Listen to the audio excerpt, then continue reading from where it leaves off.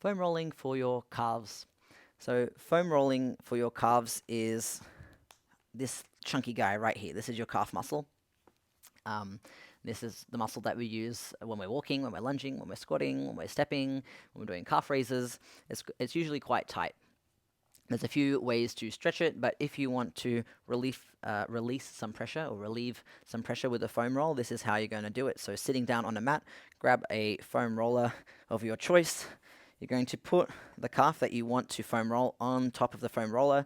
And if this is enough pressure, you can just do it like this and have your weight on your hands and rock back and forth.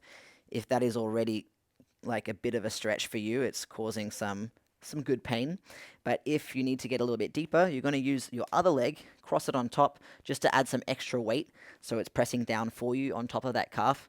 And then when you pick yourself up, you can roll forward and back, find that sweet spot, push down nice and hard on the sore spots, and make sure you're breathing through.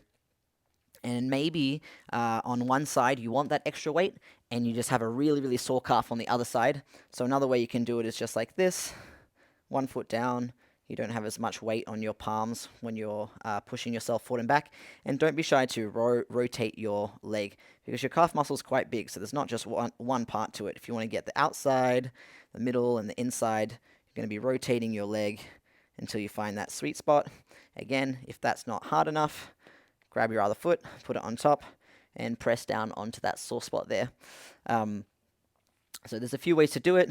If you're struggling to pick yourself up, or if you don't like your hands being flat down like this, you can go onto your knuckles to pick yourself up, and that won't hurt your wrists as much.